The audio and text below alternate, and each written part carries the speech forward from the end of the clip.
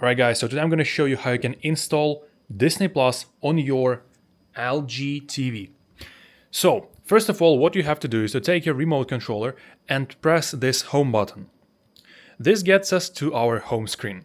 So here you'll find the app line with all the apps installed on your TV. So here you sometimes can find already pre-installed Disney Plus. If you can find it in this line, you will go to this apps application, you find it in this line, it's always pre-installed. So you open it, we use this action button, let's call it action button. We open it, it usually takes several seconds to launch. So just wait for it. Now, in this apps application, you go slightly down to premium features, which is here, and here sometimes you can also find the Disney Plus. If it's not installed here, you just go up to this search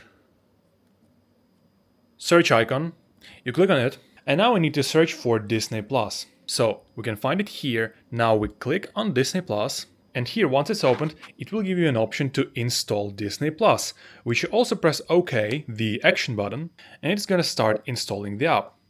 It usually takes several seconds, but sometimes it can take up to a minute, and then you can launch it. And just like that, you can access Disney Plus on your LG TV. So if you found it useful, please consider liking this video and subscribing to the channel.